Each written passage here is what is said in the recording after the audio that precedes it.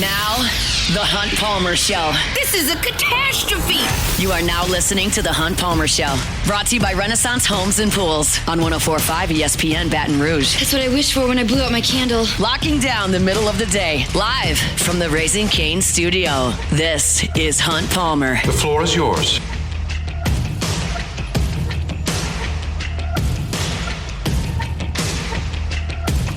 Welcome in. Hunt Palmer coming to you from the Raising Cane studio downtown in the capital city on this Wednesday. Means we're brought to you by Renaissance Homes and Pools. Not have to work week in the rearview mirror. Appreciate you hanging out with us. Jacob back, Cassie Spazzali back there on the ones and twos. Couldn't catch up with Sharief Ishaq yesterday. We will in 15 minutes talking some Saints. It's a What If Wednesday, so if you've got some what ifs, you can throw those at us on Twitter, of course, on the Bayou Ford chat as well. JD McKell on 3. Host of the Hard Count, talking college football. He's with us at 2:15. Got some SEC power rankings coming your way at 2:30. There are some significant movers on that front. We got a lot of shakeup in the top 5. Got a 7-spot mover, got a 6-spot mover, got a pair of 3-spot movers towards the back end of things. So lots to get to with our SEC football power rankings. Plenty to do on this Wednesday. Also got playoff baseball underway. Former Auburn ace Casey Mize on the mound for the Tigers. He's been taping deep a couple of times in this game. It is 2-0 Guardians trying to even that series up in Cleveland. Cubs taking on the Padres an hour and 7 minutes from right now, so we'll keep you posted on those scores as we churn through our Wednesday show. Let's crank it up the way we do every day, our Genesis opening drive.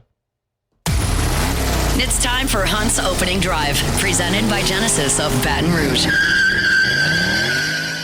So I was prepared to start today with an ESPN.com article, but I've decided to postpone that to the second hour because we've got news, kind of, regarding LSU's quarterback and his health. Brian Kelly doesn't meet with the media much this week, does not have his normal does not have his normal Monday press conference, does not have his normal Thursday press conference, as there is no game this weekend, but he does still take his 10 minutes on the SEC coaches teleconference. And today, he took a couple of questions about the health of his quarterback, Garrett Nussmeier, the first of which came from our friend Shay Dixon at On3, was asking about the rumors that Nussmeier might need surgery and whether or not he could respond to any of that. And this is what Brian Kelly had to say.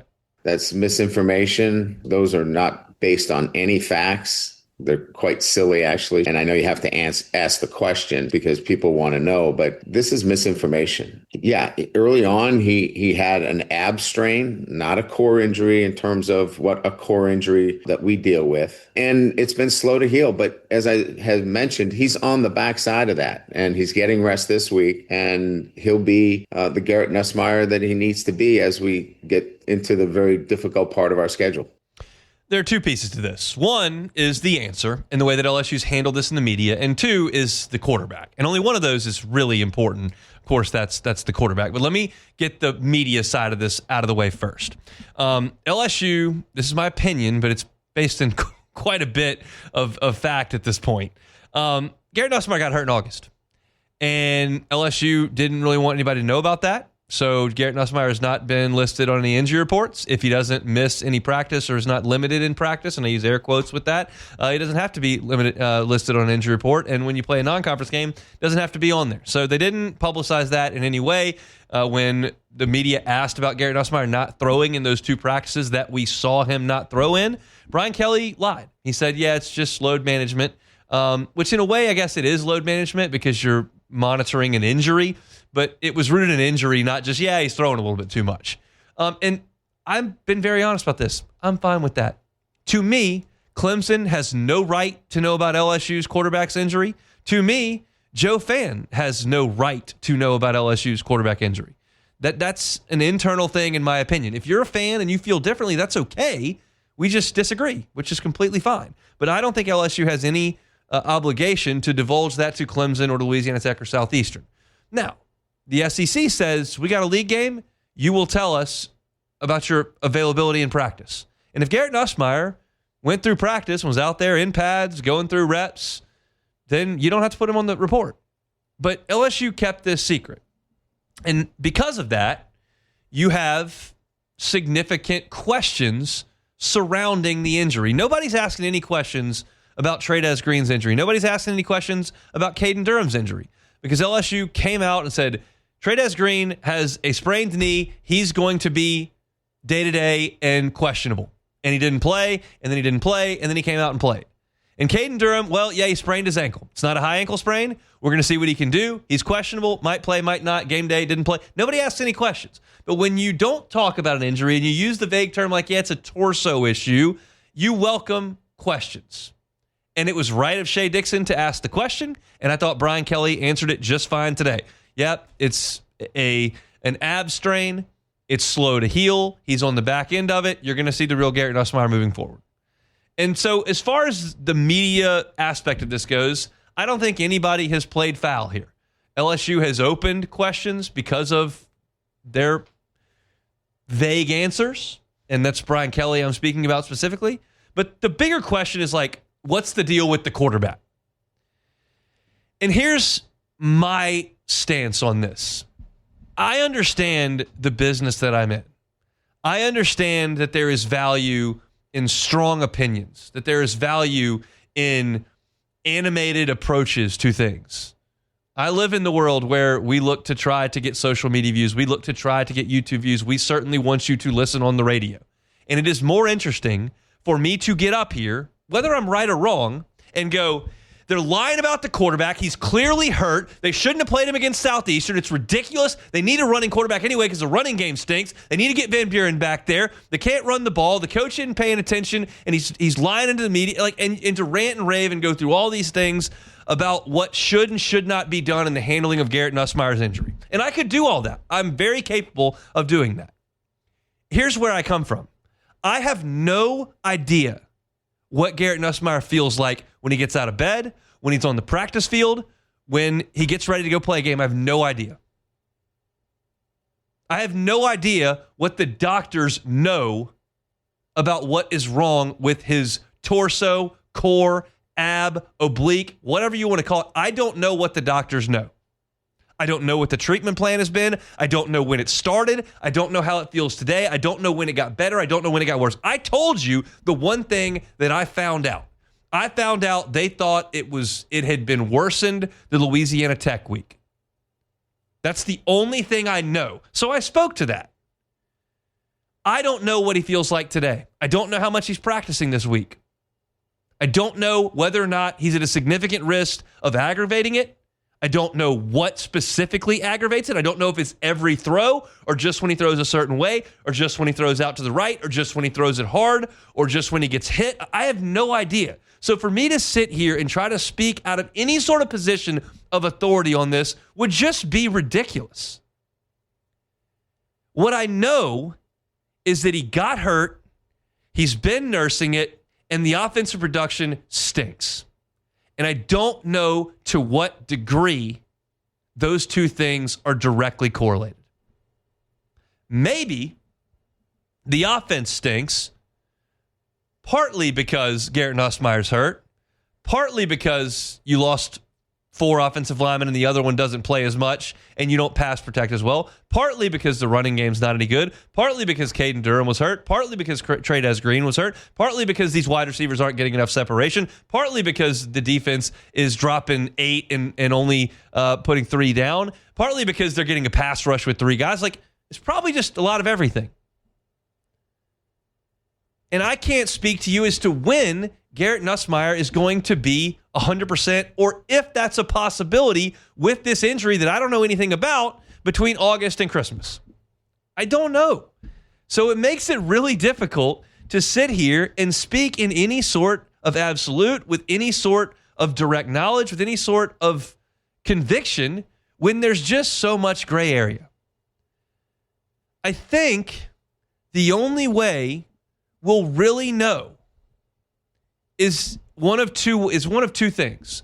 One, Garrett Nussmeier just flat doesn't play against South Carolina. And based on what the coach said 2 hours ago, that ain't happening. Because he said it's misinformation to suggest surgery is required. He's on the back end of it. He's preparing. He's practicing. He's getting rest this week. And there's no indication from anyone else he's not going to play against South Carolina. So you don't get that avenue of knowing. So there's the other side that it's better. And if it's better, then he completes a couple 50-yard passes. and he throws for 340 yards. And the offense looks more functional than it is right now. Now, saying that, I am fully self-aware to tell you that after the game against Southeastern, I came on here and said the quarterback looked healthy. He made a couple of throws that had some zip on them, got the ball a little bit further down the field. I don't care that Southeastern can't play defense. I just feel like he looked healthier. And then they came out against Ole Miss, and Chris Hilton got 10 yards behind the defense, and he grossly underthrew him, and they couldn't move the ball either on the ground or through the air.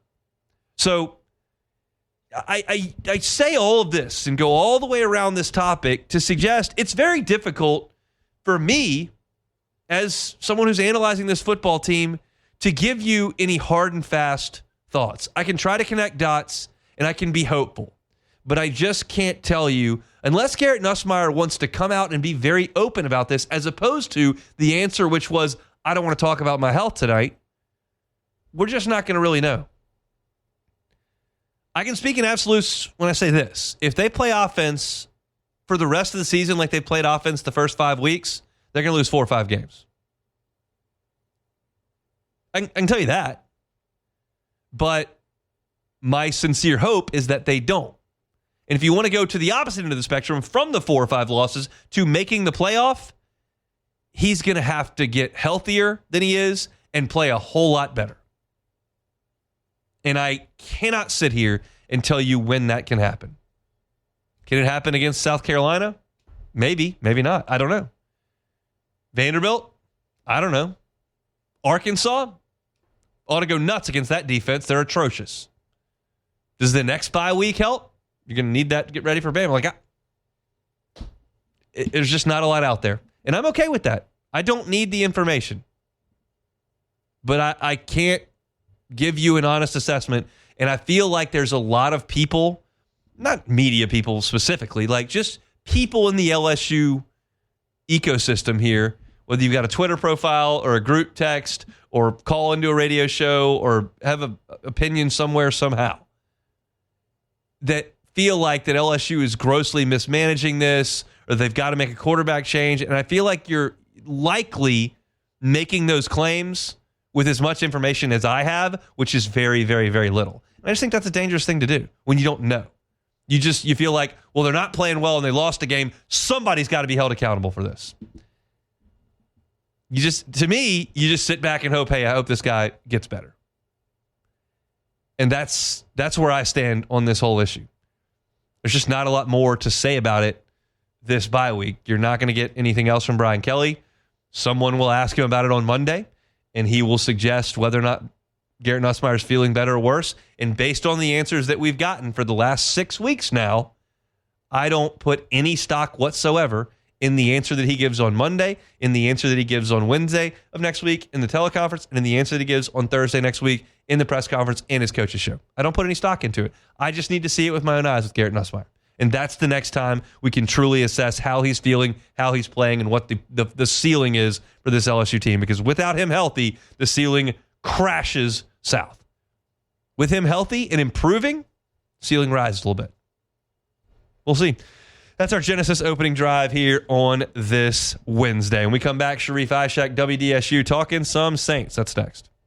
The Hunt Palmer Show. Renaissance Homes and Pools. They bring you our Wednesday shows. Joey Blanchard, just phenomenal guy to work with. Been here in the Baton Rouge area for years and years and years, and has helped dozens and dozens and dozens of Baton Rouge area families get into the pool of their dreams. If that's something that you want to have happen for you before next pool season, call Joey. This is not a bad time to put in a pool. It's actually a great time to put in a pool. You can contact him directly via cell phone, 225-252-7745. That's 225-252-7745. You can always put your contact information online at builtbyrenaissance.com. There's a contact us page right there. And you can start to design that outdoor kitchen that you've always wanted, that pool that you've always wanted for your kids or for your grandkids or just for you on these scorching hot summer months. It's still going to be in the upper 80s the next few weeks here. Pool season's almost in the rearview mirror. We're into October. But, we got a lot of months, so that home pool is good for use most months out of the year. Let Joey help you get started today. Call him, 225-252-7745, or check him out online, builtbyrenaissance.com. You're listening to The Hunt Palmer Show, brought to you by Renaissance Homes and Pools.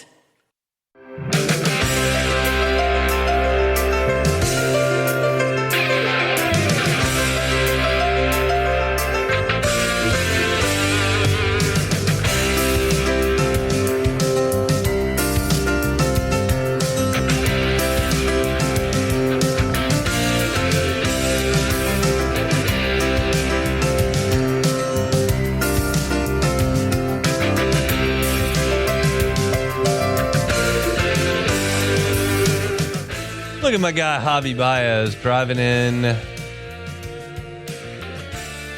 Not sure if that's going to be one run or two runs. Looks like they're going to have an out there at third base, and I'm not sure if the run scored in time. Either way, a really good ball game between the Tigers and the Guardians up in Cleveland here. Wild card round. 4 more games tonight. 3 were awesome yesterday, and I went to sleep when the Reds started giving up 1,000 home runs to the Dodgers last night. I'll stay up and watch probably tonight if they play a little bit more competitive game. But the one of the big winners last night was the Boston Red Sox. Noted Boston Red Sox fan Sharief Ishaq joins us now on Jim's Firearms Hotline. How was that? Win in Yankee Stadium for the Bo Sox last night. I was getting a little worried with Aroldis Chapman. I thought we were going to have a Aroldis Chapman Yankees meltdown right there. He's been throwing really hard since like 2009. So it's been a long go for Aroldis, but he got it done last night for the Bo Sox in the Bronx. Let's talk Saints, Sharief. I came out yesterday and said, okay, I'm not saying that it's not going to happen, but I am saying that it's only got 2 weeks to happen. I'm giving Spencer Rattler 2 weeks at home against bad teams. If I don't see anything in the next 2 weeks, I got to move on. How do you feel about that assessment? Yeah, they're going to have to move on at some point in time. If it isn't 2 weeks, I mean, I don't personally. I do not want to wait until the bye week. That is way too far down the line. I would much rather start him next week against the Patriots than on the road against Dennis Allen's Chicago Bears. Okay. So my guess is like if it doesn't happen, in the next 2 or 3 games, it's going to happen after the Bears game. I think a lot of people would say that's wrong. They're not going to do it until the bye week or right before the bye week when they play the Panthers. But I think you need to give him more, runway. I think you need to let both guys have more runway. Spencer, see if he can do it on these next 2 games, maybe 3. If not, you got to get Shuck more time than 7 games. I at least want to get him 8 or 9 games before the end of the season.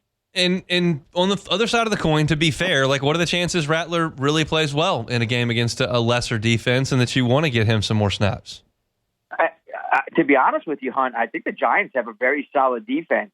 So this is not going to be like I think Spencer's going to come out and light it up and, finally start throwing the ball down the field with accuracy. I mean, there's a chance that the Giants defense could clamp him down. I think the one bad game they had was against Dak Prescott when they scored the almost 40 points against the Giants defense. But for the most part, they got a good defensive line. So now I am a little bit more worried on how this is going to maybe unfold for the Saints. That O-line going against their D-line. But look, he's going to have to find a way to be a little bit more accurate in clutch situations. You saw him miss that touchdown pass to Brandon Cooks. There's a few other passes where he was a little inaccurate. And that's been his problem this year down the field or even in intermediate routes. He's been inaccurate. He's got to find his accuracy. These, 4.7 yards an attempt, not good enough. It really isn't good enough. The average air yards, not good enough.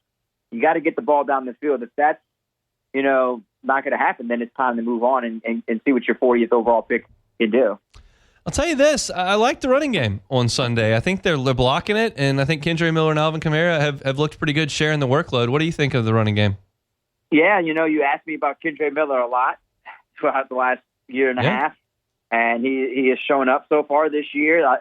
Look, the offensive line has done a very solid, admirable job in the run and run blocking. Now, the Bills had the worst run defense in the NFL going into that game. They were giving up about $165, and the Saints racked up almost 190 yards. So, yes, they got the job done like they were supposed to against a bad run defense, but it's nice to see that they could do it, though. Sometimes in the past, they probably wouldn't be able to do that, and to watch Alvin and Kendre, even Spencer, who had 50 yards rushing, using his legs the right way, I think that was, a positive sign for the run game. I think the key for Spencer, honestly, Hunt, for him to maybe become a little bit better down the field, is for that run game to be a little more successful and to be consistent. So that's a plus sign for the Saints to have the run game working. The expectation is that Foster Moreau and Taysom Hill are going to return to practice this week. What do you make of those two guys coming back? It doesn't help with the deep threats. It'll help with blocking a bit more, and it'll help a little bit more in the short passing game, and it opens up your offense for Taysom to do some more creative things. But I just don't know when they're going to actually come back and play on the field. It could take a week or two. It could take 3 weeks before we see them in live action. I just don't think them playing Sunday seems realistic after just being activated to practice. But it opens up things, but not like the deep shots that you need. It helps a little bit more in an intermediate game, and with the creativity you can use with Taysom Hill. And Foster's a good blocker, so that just gives you one extra blocker on the field. Let's go to the defensive side. I mean, a lot of people want to talk about Sanker on Sunday. I'll let you do that. What you think? Yeah. Look, one of their draft picks is hitting. I mean, I'm not including Banks, but it's good to see one of your later draft picks actually do something good. And he was showing signs there at the end of the preseason and some of those preseason games, and it's nice to see him go out there. He got a couple passes defended, had the interception. Got to clean up the tackling. I think you could say that about the entire defense. There's a lot of missed tackles in that game, but this is the one thing we talked about going into this season and throughout the season. You want to see the process continue to get better. You want to see the rebuild get better, and you want to see young players improve throughout the season. And that's the step in the right direction in terms of the young players improving and taking that right step forward. And I like Jonas. He was good at Virginia, and he's showing signs. This may be a ridiculous question. I understand what their record is. Do they need to win on Sunday? Yes. And they need to, at least for more. I know you ask me the morale question all the time. Yeah. But if they don't win this game, I don't know when they're going to win a game. Because the Patriots are not a gimme. Like Drake May and the rest of that team, they look like they could be tough for the Saints at home. I mean, they got a very good head coach. He's a good defensive head coach. He's kind of a brilliant mind as well. So, yeah, I mean, this is the time to get a win. You get Jackson Dart, who wasn't really that great, 111 yards on 13 of 20, got sacked 5 times. Yeah, he had the 2 touchdowns, but they were like 3 yards. Yeah. I mean, this has got to be the game that you win. I mean, there's the Malik Neighbors. This is a chance for the defense to take advantage of Dart in that offense. So how have the players and Kellen Moore responded to a rough start where they're not winning games? Like, how has that been received in the media? Do you feel like there's any sort of sulling the mood, or is everybody just ready to get back to work? No, I think everyone's ready to get back to work. I mean, they understand that they don't like to talk about more victories that much. Yeah. They a loss is a loss. They don't want to celebrate more victories, but at times you should. You should see the steps they're taking. We keep talking about the steps in the right direction. That's the thing that they need to look at. No one expected them to win 2 of those games in the first 4. I said if they came out 1-3, it'd be great, but 0-4 and they hung with the Bills, and they could have had a good chance to win it with a couple brain farts that kind of ruined that game for them. At least they competed. They went from Seattle to Buffalo, and that team that played against Buffalo looked like a team that should win 5 or 6 games this year. I know that's sad to say. That's really coming from that's just considering what they've done in the past, just to say 5 or 6 games, but just to go from that week to this week, it's a shot. It's a good sign. And then they're not going to quit. I think they're fine. I mean, the players are fine. The coaches are fine. I think they're sending out the right message. The players aren't frustrated, and that's the thing. You don't want to be frustrated. And I think that's going to translate here on the field Sunday. I feel good about them this Sunday and, getting Kellen his first win. Yep, that was my next question. So how do you think they do it? I truly think they're going to do it with their defense this week. I know that's been kind of like the struggle with their tackling, the things they need to clean up. Look, they cleaned up the penalties. They only have 4, although 3 of them were very bad special teams penalties. But I think they cleaned it up. The pre-snap penalty, they cleaned up the defensive penalties. I think they're going to get it done. I think they're going to get it done defensively. I think they're going to get after Jackson Dart quite a bit. They're going to finally get those crucial turnovers. Sanker had his one, but I think they're going to get the crucial turnovers in clutch situations. And I think, the run game is going to be able to kind of pick up where they left off last week. And I like a low-scoring game, like 21-20 Saints, something like that. Let's hope so. That would be a good step in the right direction for the Black and Gold. They'll play on Sunday at noon against the New York Football Giants. Well, guess what, Sharief? You had me on last night. I got one text last night from my aunt who was watching the sportscast late, and then I got multiple text messages this morning from the re-air on the morning news from my stuff. So there's people watching. I can promise you that. Oh yeah, I mean, Brian Kelly talked this morning about Nussmeier, and you pretty much said the same thing he said this morning, last night. So all 5 minutes, so 4 minutes and 3 seconds of it will air on our Sunday night show, Game On. So there you go, another Hunt Palmer appearance on Game On. I'll try to dress more presentably next time, as opposed to just a t-shirt and a hat. But that's right after bed and bath time in my house, so it's a tight crunch. Hey man, look, you're doing me a favor. I mean, just don't wear a white hat and white walls. It doesn't really work well for TV. I have extra hats. We made sure that happened. Thanks, Sharief. We'll talk next week. All right, bud. See you next Tuesday. Sharief Ishaq, WDSU down in New Orleans, talking all things Black and Gold. We'll get to some Pels talk as the month of October progresses. They're now working out down there in Metairie, and the NBA season will be upon us. Zion skinny, Hunt. That's what they say. Yeah. We'll see if he can keep it off. It's always a bigger battle. We'll see. It is 1-1 up there in Cleveland. Tigers and Guardians tied. Bullpens are in the ball game for both teams now, so we'll see how that all shakes out. It'll be the Tigers trying to move on to the divisional round. Cleveland trying to extend things to a Game 3 tomorrow. When we come back, What If Wednesday? The Hunt Palmer Show. The Hunt Palmer Show. Genesis of Baton Rouge, genesisofbatonrouge.com. It's where your buying experience is going to be luxury in every way. You're going to feel like a guest at the dealership, not a customer. Their brand ambassadors are going to help you every single step of the way, whether that's inside the store or completely remotely. They can help you out either way. It's just part of the experience of being a Genesis buyer and Genesis driver. And every single vehicle in their line, all the models are IIHA top safety picks, all of them. So you know when you get behind the wheel of a Genesis for that test drive, you know when you put your family in that Genesis when it is your own, that you're going to be behind the wheel of one of the safest cars on the road. It's a luxury brand at a reasonable price. So when I say luxury, don't immediately tune out and go, I can't afford that. Go by and see them. Airline at Piku. Talk to them about their line of vehicles. Get behind the wheel and see. You may surprise yourself and be able to swing that price tag. It's Genesis of Baton Rouge. They're airline at Piku. And they're online at genesisofbatonrouge.com, genesisofbatonrouge.com. This is the Hunt Palmer Show, brought to you by Renaissance Homes and Pools.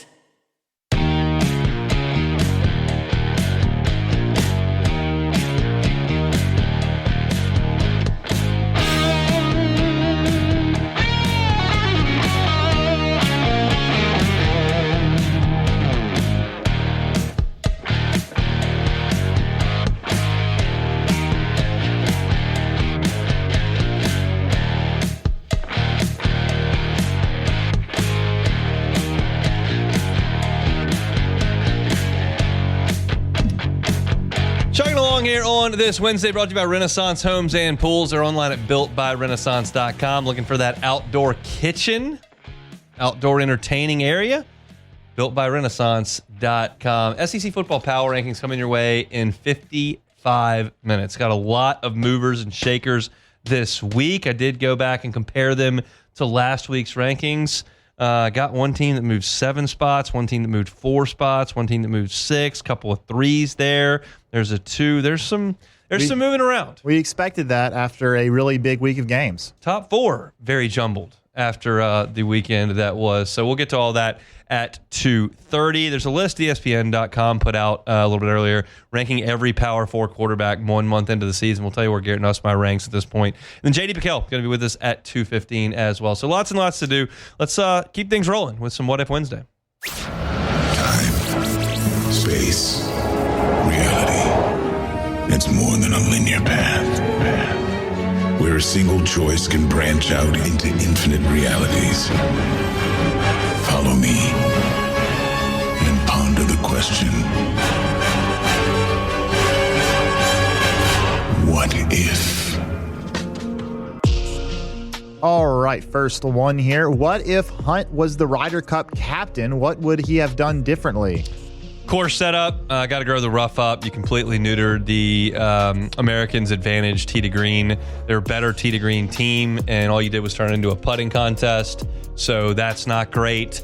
And I certainly would have had a better strategy than to have the caddies come out and tell the players after a day of competition on Saturday what order they should play an alternate shot. That just screams to me complete lack of preparation by Keegan Bradley and his staff. It was you're playing from 2 or 3 points behind when you prepare so poorly for the Ryder Cup. It's evident that Europe is way more prepared, and that's a huge bummer because everyone has the same data to work off of. Everybody's looking at the data golf stuff, the strokes gain stuff, and you can tell what's good and what's not. And Team USA just doesn't seem to care about that. And Team Europe is maniacal about it, and they kick our butt almost every year. So I would do those things differently. I didn't have a huge problem with the selections.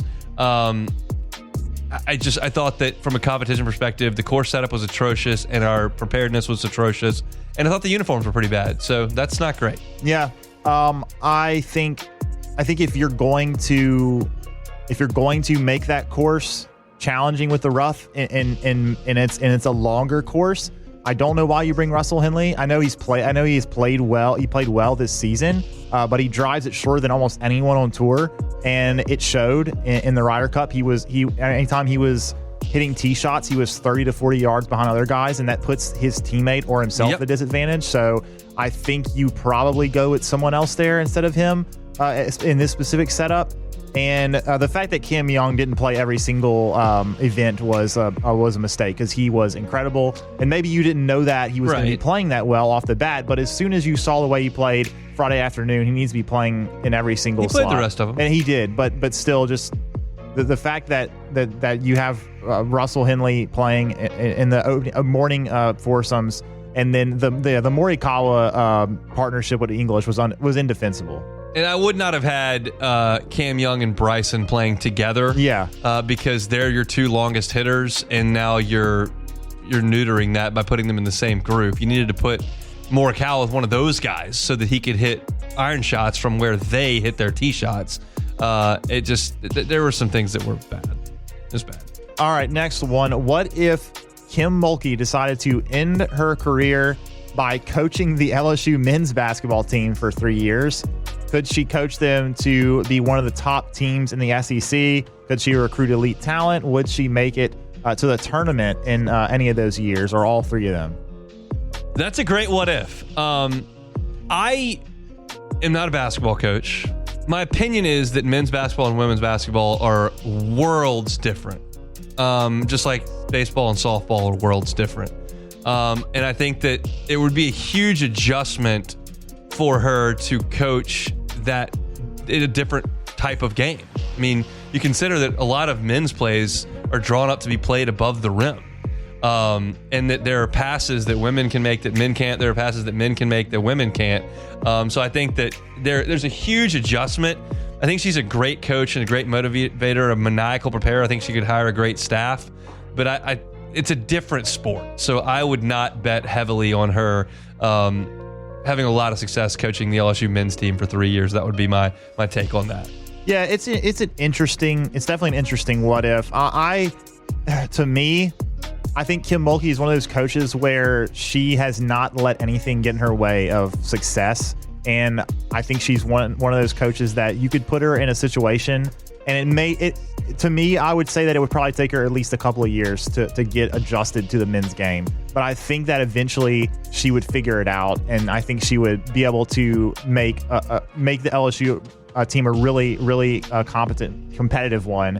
But it would take a little while for her. But I do think that she is one of those coaches that is just like you said, just relentless in her preparation and making sure that she figures everything out in terms of coaching staff. So I would say that she could do it. I don't know. 3 years may be cutting it pretty short though. All right, next one. What if Tony Vitello goes to the Atlanta Braves? Yeah, Brian Snitker stepped down. He'll be a leadership role there for Atlanta. Apparently he was in that organization for 45 years. That's crazy. Here's my thing on Vitello. I think we may have talked about him last week, or maybe it was in Take It or Leave It. I know that everyone around here hates him, and I don't like him either, based on the fact that he is very good. His team competes directly with mine at the top of the sport, and they do a lot of things that are very, very hateable from the outside. But if I put that aside and I just analyze this thing for what it is, his players love to play for him. He gets a lot of energy out of them, a lot of focus out of them, and they win a lot of games. They play very well. I think he's very good in the clubhouse. He's very good at relating to people, and he teaches hitting very, very well. They're a very, very good hitting team. And I think he's mellowed a little bit from the days of throwing the bat at the dugout. I think that was Arkansas or Florida.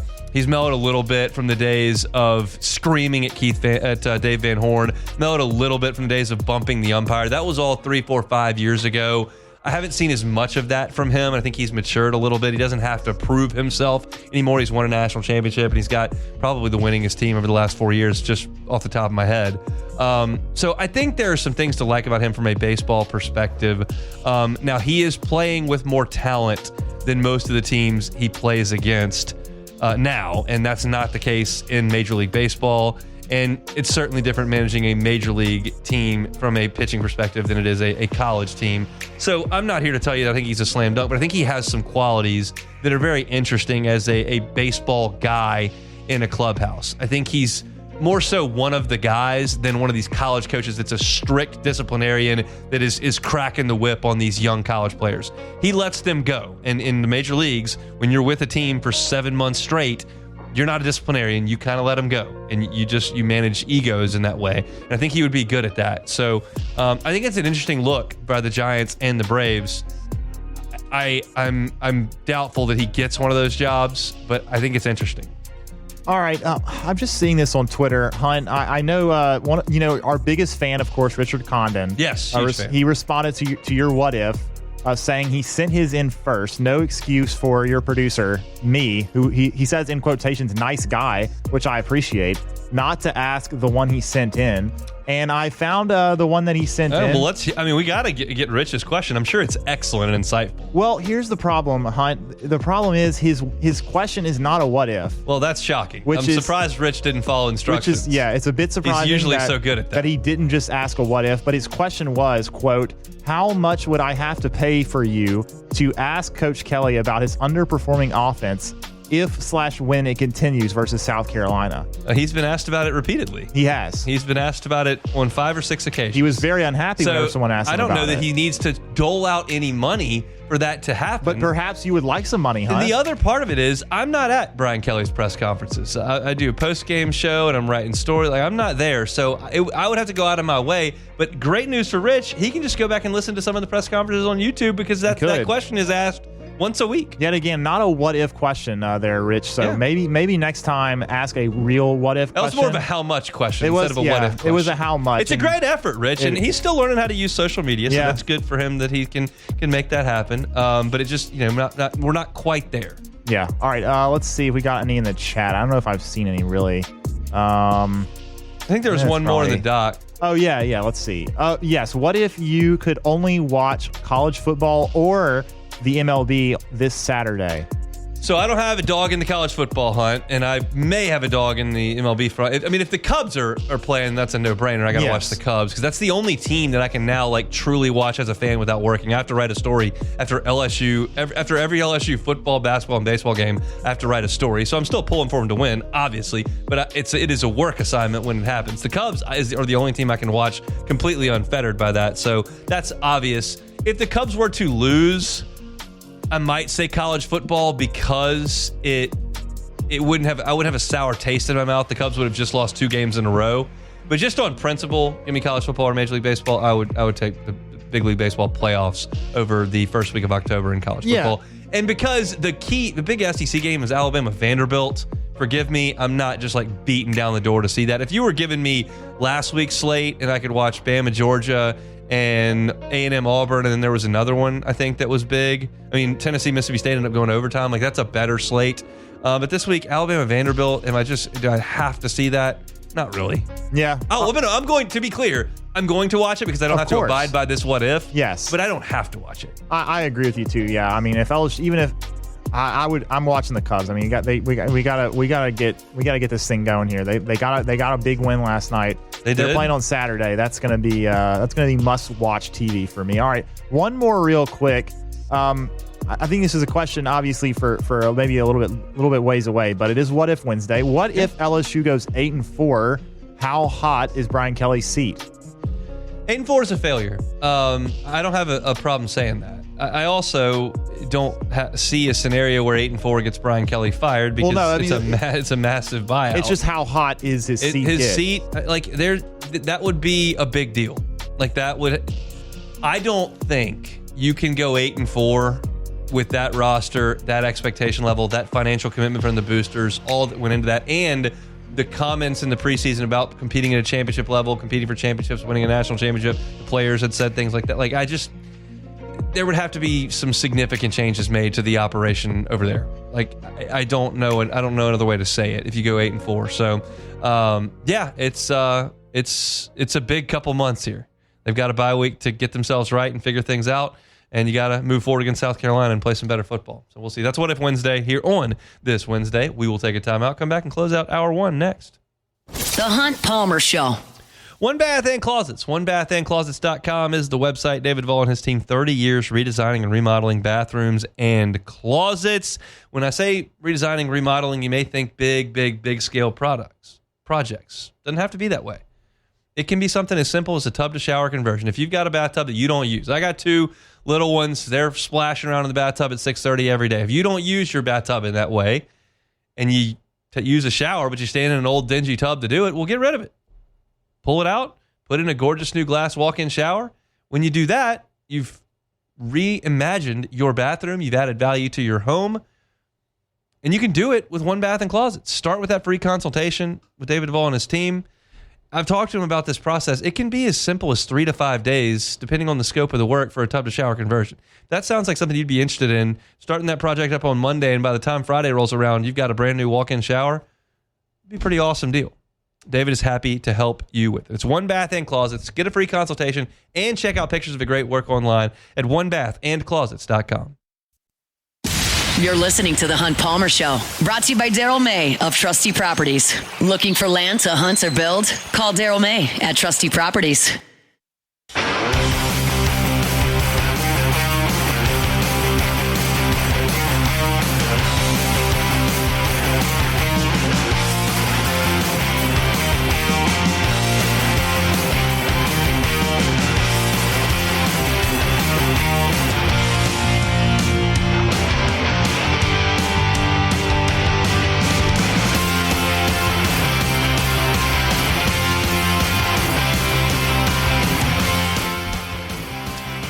All right, about 16 minutes until the Cubs and Padres crank up game number 2. Cubs are trying something today. They're going with an opener. I don't like it. Well, you didn't like when they took out the starter yesterday. How'd that go? Either. How'd the bullpen look? Okay, it went fine, but Did it go fine? Or did they have a perfect Yes, they were good. 4 2/3? I understand the result was good. I still think that they could have let him go for the rest of the inning. How'd it work out? It worked out good. I understand. Was there a big margin for error or like a very, very small margin for error? It was relatively small. Relatively small? They barely won the game. Only by 2 runs. Yes. They had a 2-run lead.